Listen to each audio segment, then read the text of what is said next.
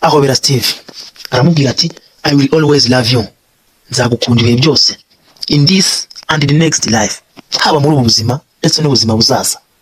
My love, I love you like a ring on the finger, or like my bedtime clothes. I love you like a mirror directed towards the sun, or like an orange in the mouth of dryness. Uyu ni umutoma wari wiganje muri iyo ndirimbo na Steve yari kuririmba ugira uti my love, I like you like a ring on the finger, mukundo rwanjye ndagukunda nk'impeta ku rutoki, or like my bedtime clothes, cyangwa nk'imyenda yanjye ndarana. I love you like a mirror directed towards the sun, ndagukunda nk'ikirahure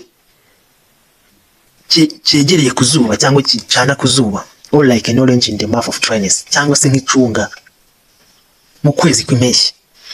The song had Steve in its spell. Iyo ndirimbo ko yagendaga Steve yaragiye aratwarwa, and it dawned on him how true the words of the song were. Kandi yaragiye neza ayijyamo kubera ko ukuntu amagambo ya nyayo. Hello guys, welcome once again. Yeah, ini episode 5 ari nayo episode ya nyuma.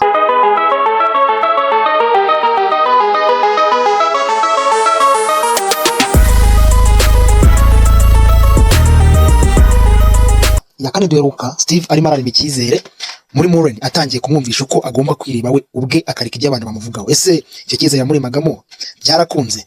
So wowe komeza ureba inkuru, dushobora kuza kwita dukurikirazaho n'ibibazo n'ibisubizo, ariko mu gihe wenda handi bwumve naniwe ntabwo biri buze gukunda, tuzakora indi episode ariko birashoboka ko twabikurikizaho. So let's dive in.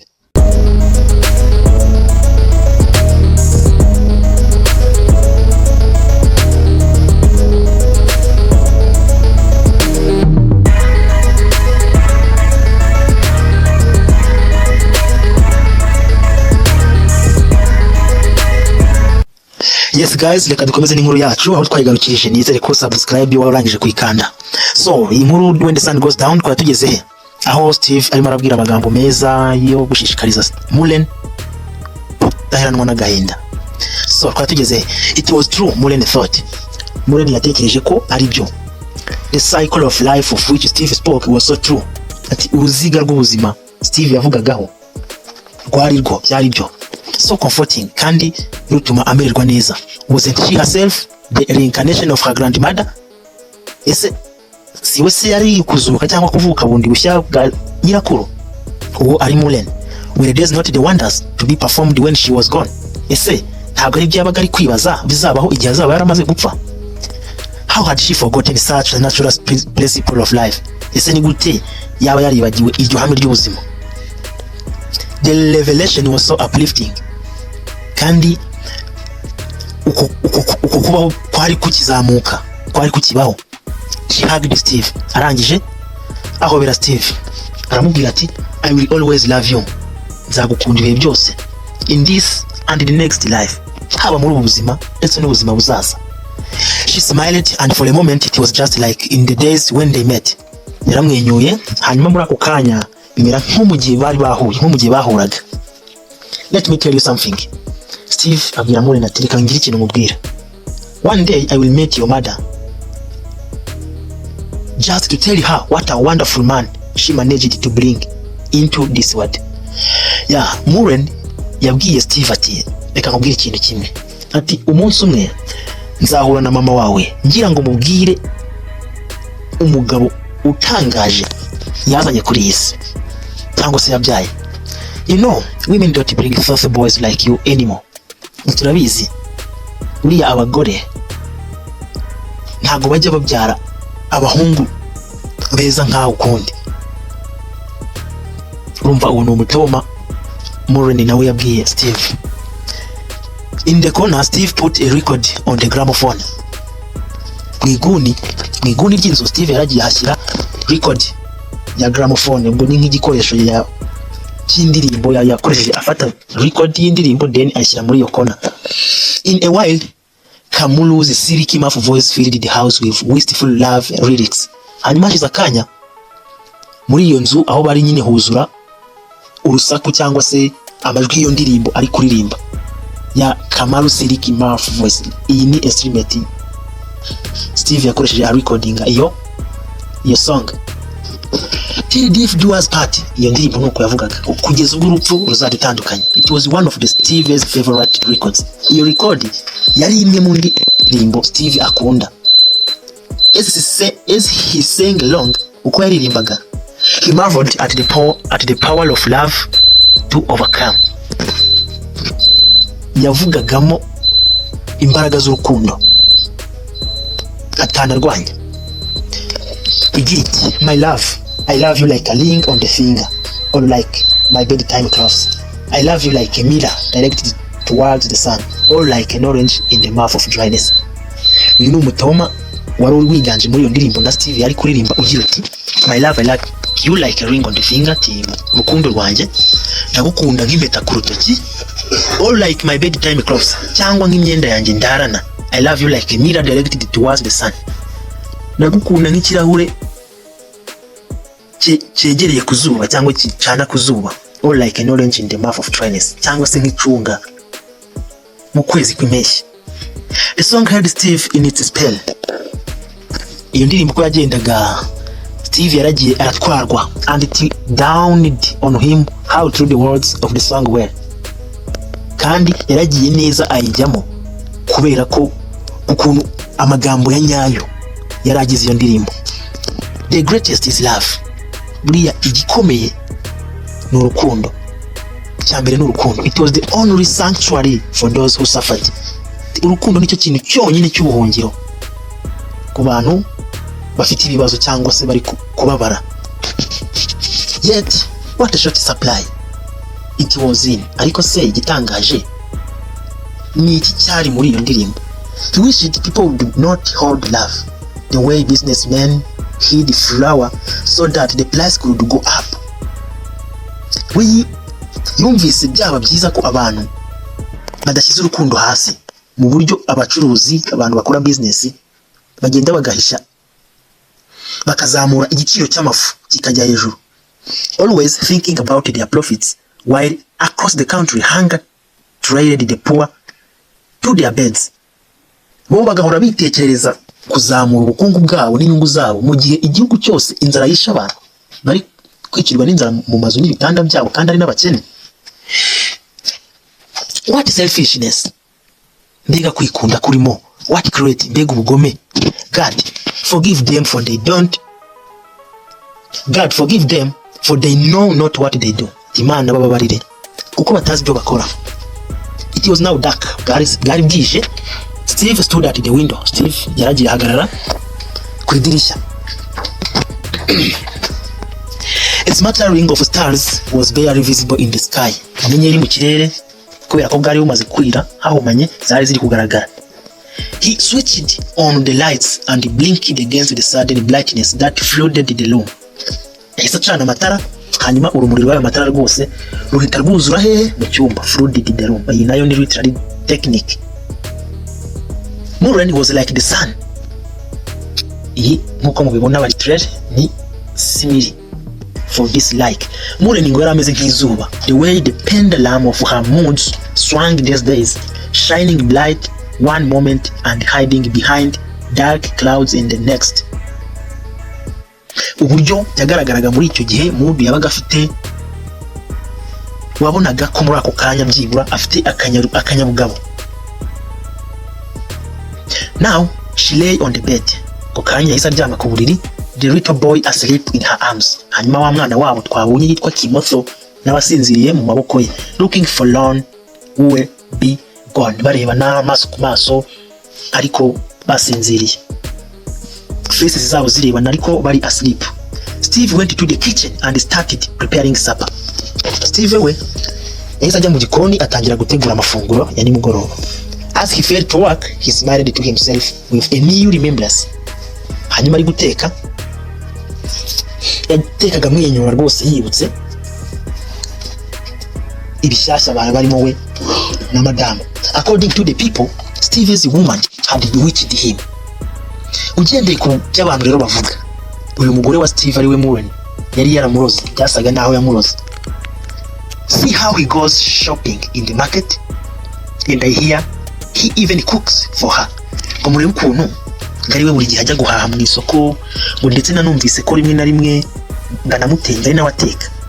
Now 6, what's that if not medicine? None se ubwo ibyo byaba ari ibiki niba atamuroza? Bishatse kuvuga ngo banavugaga ko ashobora kuba yaramuhaye inzaratsi kuko Steve atagombaga kuba ari gukunda Muren muri ubwo buryo niba atari uburozi koko. Izi nazo ni rumors cyangwa se ibihuha byavugwaga. A man cooking for a woman, umugabo agateka umugore ari aho. That woman, she has ruined a fine man just so that she can reach his money. Ati uriya mugore rwose bidasubirwaho yaroze uriya mugabo rwose mwiza kugira ngo yigarurire amafaranga ye. Such talk used to enlarge Steve. Ibyo rero Steve yabyumvaga byaragendaga bigatuma yumva atazi uko ameze, bikamubabaza cyane, bikamushavuza, bigatuma ba enlarged, akaguka cyane mu mujinya ni ibitekerezo byinshi. Now he just served it indulgently, remembering many years ago when his mother traded clay pots at the Mulanga market. Ibi rero yabaye nk'ubitera umugongo yiyibukira ukuntu mu myaka yatambutse ya kera mama we yacuruzaga inkono z'amabumba mu isoko rya Mulanga, hamwe yatwaraga matatu, yahoze atwara matatu mu modoka ye. Urumva ko Steve we yari n'umukire, yari umu businessman, agatwara imodoka akagira abagenzi atwara, so urumva ari umukire. He would help her sometimes, rimwe na rimwe yaranamufashaga, but on many a day he would be left at home to take care of his sisters. Ariko akenshi ku munsi yasigaraga mu rugo kugira ngo yite kuri bashiki be, washing for them, abamesera, cooking for them, abatekera.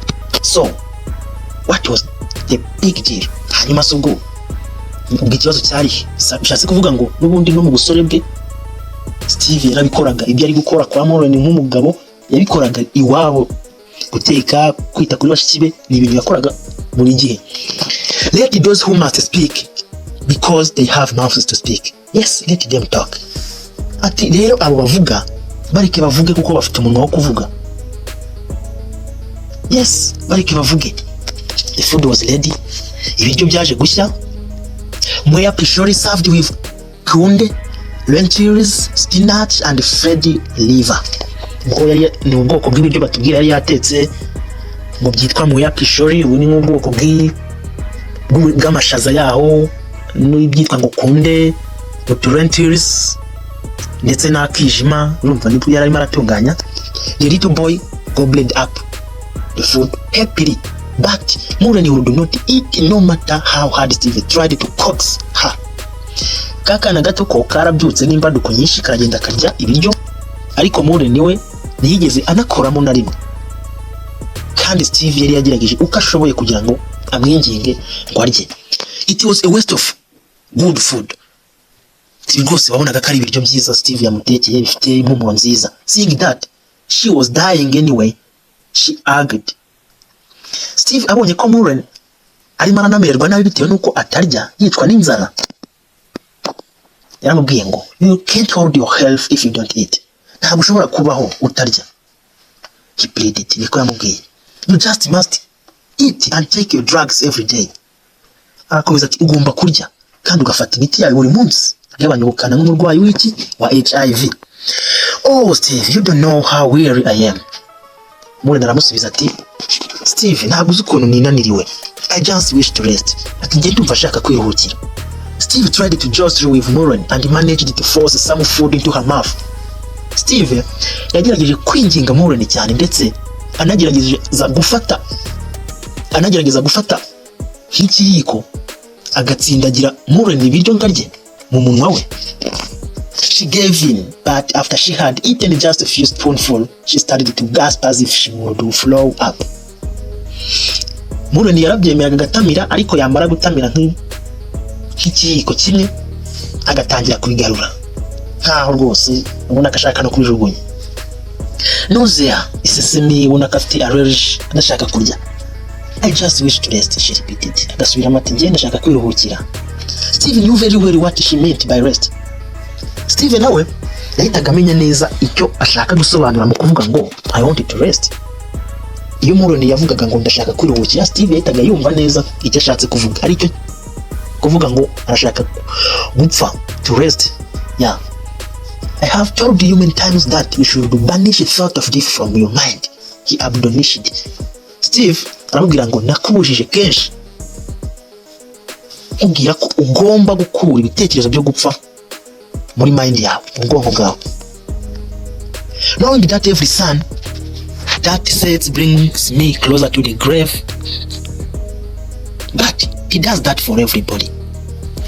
Murena agakomeza akavuga ati ariko ndabizi neza ko njyewe rwose uko izuba ricana, uko iminsi igenda ihita, igenda inyegereza kumva, no kuvuga ngo nsigaje izuba rimwe gusa ngo nipfiye, but it does that for everybody. Kandi kuri buri wese niko bigenda. Well, yes, life is a fatal disease. Ati okay, ati buriya ubuzima ni indwara ya buri umwe duhuriyeho kandi utagiye icyo ihinduraho. But with AI this causing the flow of my veins, I am the living dead already. More than the credit.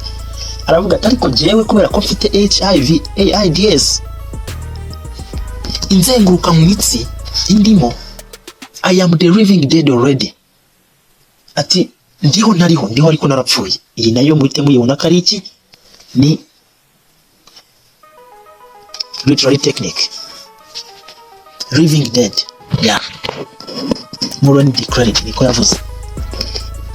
That's the wrong way to look at it, and you know it. Steve retorted with a tinge of impatience. Steve nakababaro kenshi no kutihangana krish anubwira ngo ibyo ni ibitekerezo bibi ugomba kwikuramo kandi nawe urabizi. Why is it when we agree that we must fight this thing together you keep on retracting? Niba ati kuki iyo tumaze kwemeranya ko tugomba guhangana n'ibi bintu turi kumwe komeza kwisubira? Why? Kubera iki? But I'm just a woman, you know. Murene nawe atari kurabizi neza ko ndi umugore. The mind agrees with you but the spirit is weak, Murene said. Murene turabizi hari igihe ubwonko nyine bwemeranya nawe ku kintu ariko roho yo ifite imbaraga nke. Steve akamubwira ati you insert yourself, uri kwituka, you insert all womanhood kandi uri gutuka n'abagore bose. What on earth do you mean? The mind is willing but the spirit is weak. Ako ushatse gusobanura iki? Ubwonko burabyifuza ariko roho ifite imbaraga nke. Steve demanded. Steve arakomeza aramubaza. But maybe she was right. He mused. Ariko aratekereza ati wenda ashobora kuba ari mukuri da. Muren had simply allowed the virus to kill her spirit to live. Muren we yari yaramaze kwitakariza icyizere yumva ko rwose virusi igomba kumwica. On second though, he concluded that this was not even true. Ariko ku gitekerezo cya kabiri yaje kwanzura yumva ko ibyo atari byo. This had nothing to do with the fact that she was a woman. Ibingibi kandi nta naho bihuriye no kuba ari umugore. It had nothing to do with the virus either. Kandi nta nicyo byagombaga gukora kuri virus nyine. Ntawe bihuriye. It had to do with her deep-seated sense of guilt. Ahubwo icyo byagombaga gukoraho ni ukumva ko we sense afite yo kwicuza cyangwa se kwicira urubanza rw'uko afite HIV. Byibura aho ngaho. The feeling that she was somehow responsible for his illness. Ibitekerezo by'uko hari ukuntu afite inshingano ku burwayi bwe. Nyine aha ngaha Steve ari kwibaza ati ese Muren yaba ari kumva umutima umushinja cyangwa ari marirenganya ku kuba uburwayi bwa Steve ari wabufitemo uruhare, kuba ari responsible for Steve's illness. It was an idea that Lou's speaking mouths had so rooted in her unconscious mind that it was always lying somewhere just below the surface, ready to bubble up any moment at the least excuse. Cyari igitekerezo cy'uko yumva nta n'umunwa yawe nawo gusobanura uko ibintu bimeze, kuba mu marangamutima ye cyangwa se mu mutima nama we no mu bitekerezo bye ko yahoraga yumva ko hari ahantu yakoshije kuba yarazanye iyo ndwara mu buzima bw'umuryango, ndetse akumva byaba na ngombwa ko akora icyo bita excuse, agasaba n'imbabazi kubera ko ari we yazanye ibintu bibi HIV mu muryango. Like a refrain in a dirge of a stuck gramophone record, those idle words repeated themselves to regular in her heart that she too had come to believe them. Nk'uko n'ubundi ya gramophone ya record Steve yashyize mu nguni rofuri yayo cyangwa se inyikirizo yayo yisubiragamo. Byari bimeze nk'uko n'ubundi ayo magambo Moran ari kwibuka yisubiragamo mu mutima we n'indani, amwibutsa ko ari we kandi agomba kubyemera. That woman, she has ruined a fine man just so that she can reach his money. Uwo mugore Moran ko yari yarangije uwo mugabo mwiza Steve, ku buryo yashakaga kubona ku mafaranga ye. No matter how much you loved them, how did one uproot a thorny thicket that grew inside another person's heart? Utanitaye kukuntu yakunda cyangwa yabakunda, ni gute umuntu umwe yagiye akajya mu wundi akamwiyumvamo, umutima w'umwe ukajya mu wundi akamwiyumvamo cyane, nkuko Moran yiyumvisemo Steve cyane na Steve akamwiyumvamo. Without Moran, Steve knew that there should be no sunshine in his world, but for the first time ever, he allowed himself to contemplate the terrible possibility of her death. Moran adahari, Steve we yumvaga ko nta zuba muri iyi si azigera abona, ariko bwa mbere na mbere yiyemeje cyangwa se yemeye ubwe kujya muri ibyo bigeragezo byose bishoboka, ndetse no ku rupfu rwa Moran, ariko agakomeza akamuba hafi. I was a faithful woman, faithful to my husband, faithful to this other man, the only man who ever truly loved me and treated me like a woman should be treated, with love, respect. I was a faithful. Moran agakomeza avuga ati ariko nabaye umugore rwose w'icyubahiro, ukunda umugabo wanjye kandi ukamwubaha, ukunda n'abandi bagabo bose. Umugabo umwe wonyine wankunze akamfata nk'abandi bagore, nk'uko abandi bagore bafatwa, akanyereka urukundo, icyubahiro. I was faithful, a faith. Nari mufitiye icyubahiro kandi mukunda. Moran, are you alright? Steve asked. Steve abaza Moran, ariko Moran umeze neza? Are you okay? Roused from his sleep by her rambling. Uruko gusinzira kwe asa naho yanacecetsemo, atagikabakaba cyane. He switched on the light. Amatara yarongera arayatsa. Moran carried away to the far end of the bed, her back against the wall and a dazed expression of her face. Moran yahise aryama mu gitanda ariko areba hirya cyane ku nguni y'igitanda, umugongo we ufashe ku gikuta, ndetse n'isura ye ubona ko harimo ikibazo. She was trembling like somebody who had just woken up from a nightmare. Yararimo aratitira nk'umuntu umaze kurota inzozi mbi.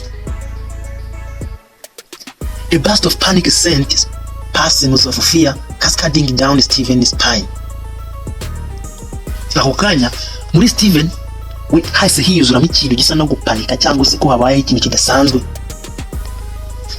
Gently he touched her blow. Ako kanya Steve we yahise afata ku maso ha Moran. Urumva ko Moran we yarimo arasa n'ucikana, asa n'uri gupfa. It was scalding hot. Yumva arashyushye cyane. Was this the moment he had dreaded? Kakanya sibwo niko kanya yavugaga kagiye kugira. Though I walk through the valley of death, thou Lord and thy staff comfort me. Amubwira ngo nubwo ndimo ndagenda mu kibaya cy'urupfu, the Lord and thy staff comfort me. Aya ni amagambo ya Bibiliya tuzi avuga ngo nubwo naba ndi kugenda mu kibaya cy'urupfu, uransigasira ukanyegereza. Moran's eyes Steve had a glassy and empty look. Ayo ni amagambo Moran yavugaga yibutsa amagambo yo muri Bibiliya dusanzwe natwe tuzi. Ubwo barakomeza bararebana, ariko amaso ya Moran yo asa naho atakireba. Steve jumped out of bed and started to dress. Steve ako kanya yahise ataruka ava ku gitanda atangira kwambara. His mind was in a turmoil. Mind ye cyangwa se ubwonko bwe byari yarajagaraye mu bwonko cyane muri ako kanya. Thou prepare a table before me in the presence of my enemies. Moran Mamodian arakomeza avuga mirongo yo muri Bibiliya acikana avuga ngo unegurira ameza imbere yanjye ukandinda abanzi mu maso y'abanzi banjye. Muren mumbled on, akomeza avuga atyo. Steve shook her, trying to snap her out of her reverie. Steve yaramunyeganyije amuzunguza agerageza kumva uko ameze. My cup overflows, Muren. Ubwo Steve agakomeza mukangura, ariko Muren we asa n'uri gucikana ndetse n'ururimi rutakiva mu kanwa. Mu kuvuga yavugaga mu mvugo itanumvikana, avuga ngo I shall dwell in the house of the Lord forever. She was losing coherence. Mu magambo yavugaga wumvaga ko n'inyuguti zitari kumvikana. Ahangaha n'umwanditsi mu birebe yabyanditse agenda ashyiramo dash kugira ngo agaragaze yumvikanishe koko ukuntu Muren yavugaga ururimi rutava mu kanwa. No, Muren, please don't leave me, Mama Kimotho, Steve cried. Steve arira cyane abwira Muren ati, please Muren, winsiga Mama Kimotho, twabonye ko ari wa mwana. He held her in his arms and felt her go limps as she lost consciousness. Yaramufashe kugeza ubwo yarinze acikana amupfira mu ntoki amufite. Ariko ntabwo hano yarapfuye, ariko imbaraga zashize zo kuvuga ubona ko nyine amufite mu biganza ariko atarapfa. They say a man's tears flow into his stomach not to be seen. Ngo bajya bavuga ngo amarira y'umugabo atemba ajya mu nda ntagaragare. Steve felt his drip like raindrops, ariko Steve we kuri inshuro yararize ndetse amarira ameze nk'ibitonyaga by'imvura. He stormed out of the house to where he parked his pickup truck in the corner. Yahise asohoka ajya mu kizu hanze aho yaparikaga imodoka ye mu nguni.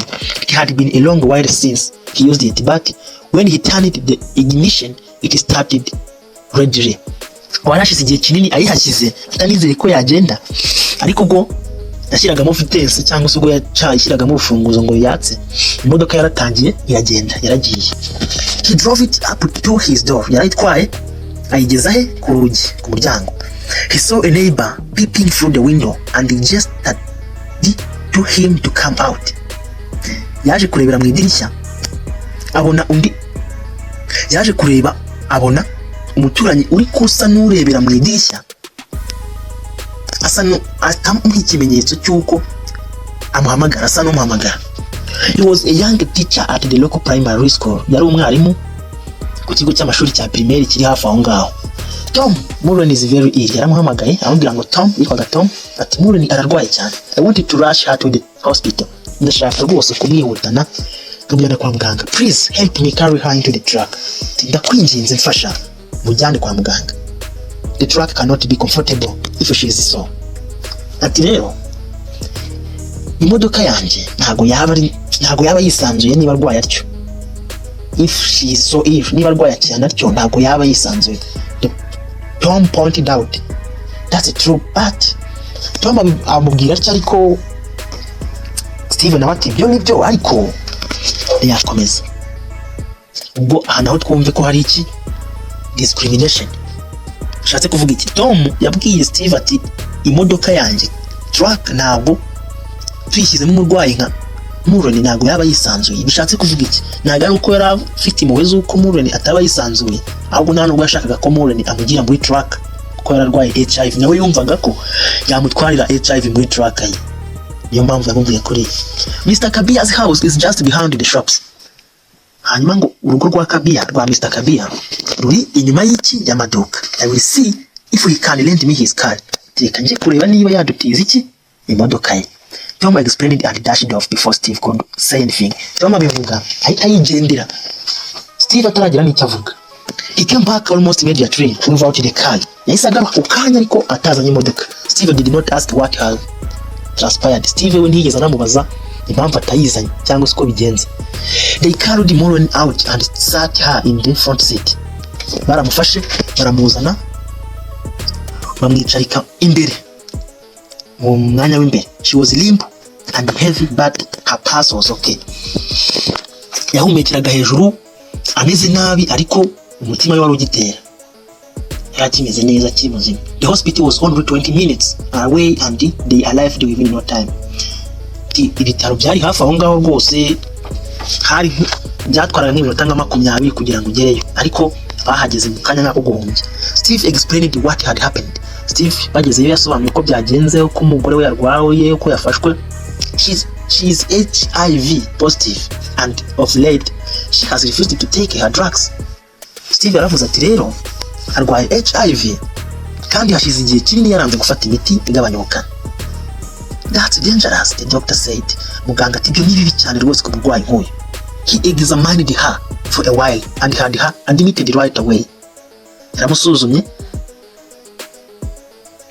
hanyuma abantu ubujyanama. As the nurses wheeled her to the ward with Steve and Tom trotting beside them, Lauren regained her consciousness.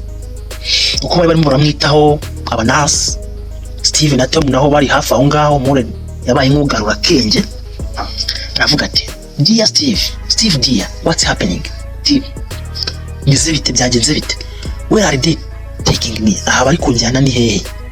Then realizing that she was in hospital, she screamed. Amaze kubona ko ari mu bitaro yaragoroze. Hospital. She spat out the word like a bitter pill. Yavuze ikijambo kibi rwose kibi abingirije. Avuga ngo I don't want to die in the hospital, Steve. Ntabwo nshaka gupfira kwa muganga, ntabwo nshaka gupfira mu bitaro.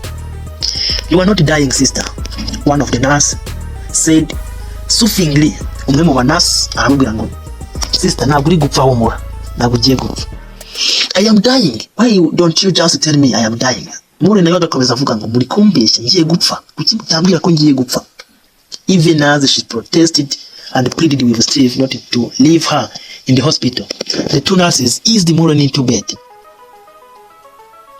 Muko bakomeje n'ubundi babibwira Steve ngo bamubuza kutagira haja asize Mure.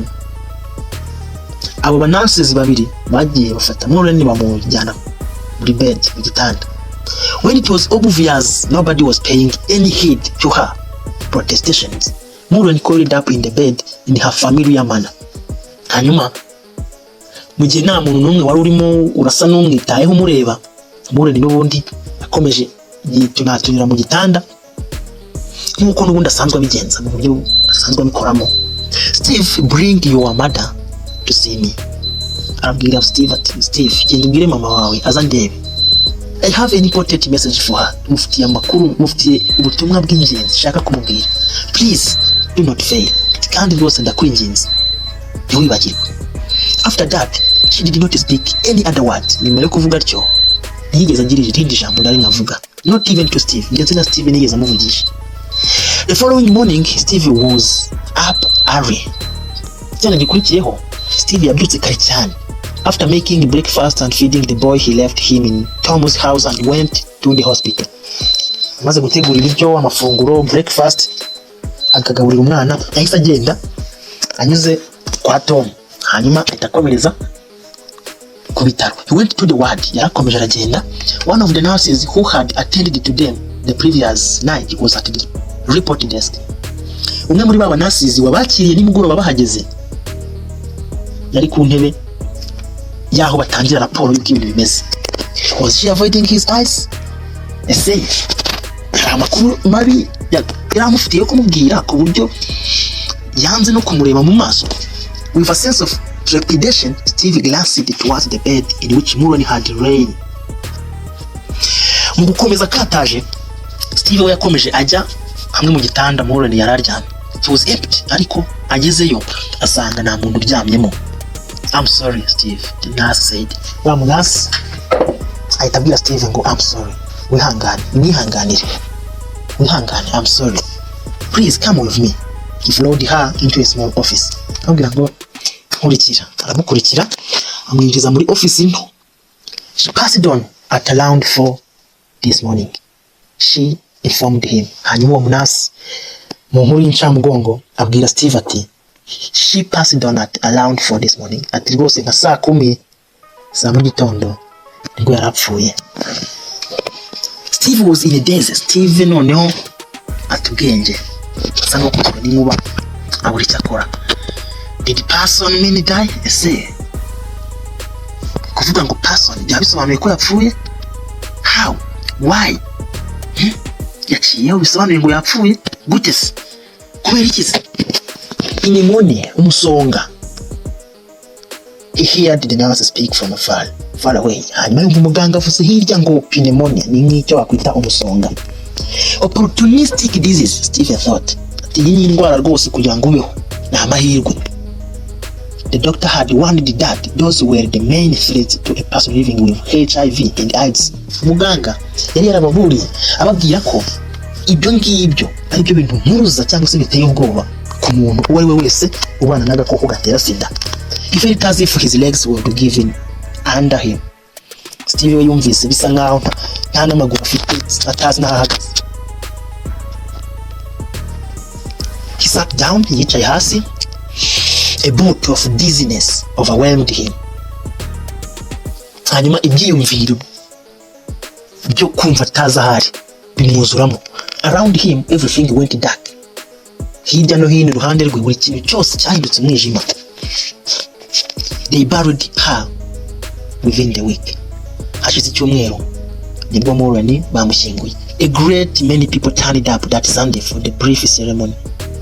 Abantu benshi cyane baje kuri uwa gatandatu mu birori byo gushyingura cyangwa se mu kiriyo. Ntabwo wavuga ko ari ibirori, ni ikiriyo cyo gushyingura.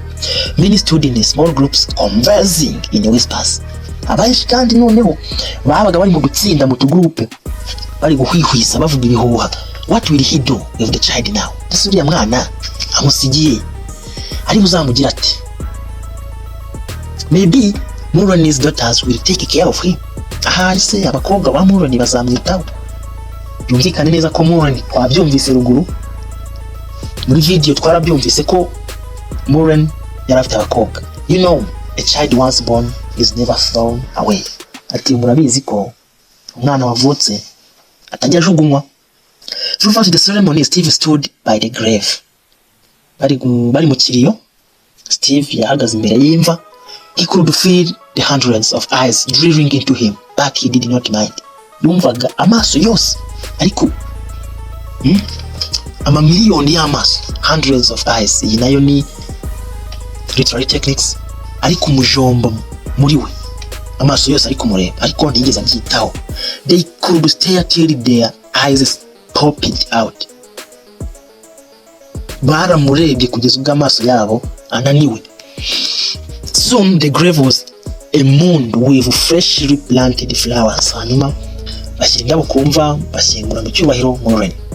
Moran aciyeho kubera ko yararwaye HIV, akaba yari yaranze kunywa imiti igabanya ubukana. Ari nacyo abantu barwaye HIV bagirwaho inama gufata imiti igabanya ubukana, kandi bakirinda naho bahura n'ikintu bita pneumonia cyangwa se umusonga kuko ni mubi.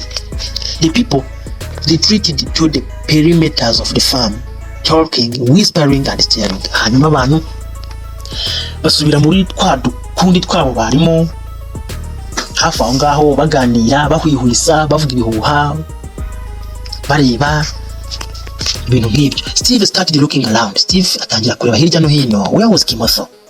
Kimotho ari he? He saw the boy running against the banana tree. Arangije abona umwana yegamye ku nsina, yegamye ku nsina. He walked towards him. Yaragiye aramusatira avuga ati, boy, called her when he was within earshot. Aramuhamagara ari mu ntera nyine wahamagaramo umuntu akumva. Time to go home. Daddy, the boy came running. Ati ngwino dutahe. Umwana ati papa. Asa yiruka. Steve hoisted the boy up like a flag. Steve yafashe akana agaterura akazamura hejuru nk'ibendera, ahita akicaza ku bitugu baragenda. He could feel the tears dripping into his stomach, but he was determined that they should never throw down his face. Yagendaga yumva amarira y'ako kana amanuka amugwaho, ndetse akumva n'amarira ye nayo ari kumanuka agwa mu nda, ariko yigize nkaho atari mararira ndetse atari maranayumva ku matama ye. And in his sadness, the words he had always spoken to Moran in her moments of depression now spoke to him with a meaning so profound. Hanga muhumve neza harimo icyo bita literary technique iteye ubwoba.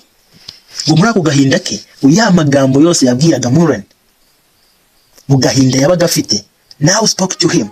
Nayo magambo yaramuvugishije. ayo magambo ya magambo yabwiraga Muren afite depression aka kanya yavuganye nawe. Iyi ni literary technique. Urabona ko ni metaphor kuko amagambo they cannot speak, but now they are telling us how the words spoke to Steve. Amagambo yavuganye na Steve, iyo ngiyo ni metaphor. Cyangwa se no, it's a personification, sorry, it's a personification.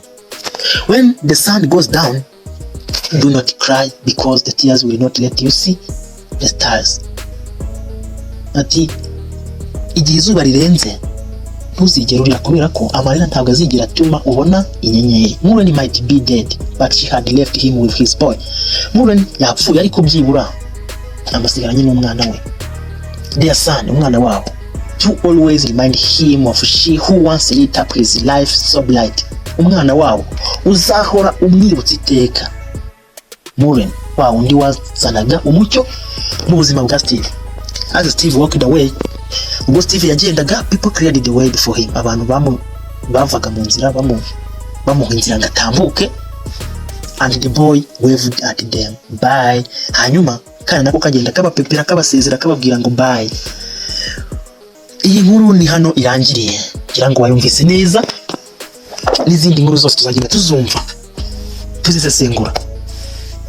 Urumva ukuntu irangiye, urumva ukuntu umuryango wa Steve n'umugore we Muren byari bimeze, urumva ukuntu muri society babanina babahaga stigma, urumva ukuntu inshuti ya Kanja yamufataga ndetse n'abandi bantu bose, urumva ukuntu atari byiza kunena cyangwa kugaragariza umuntu ko utishimiye imibereho ye.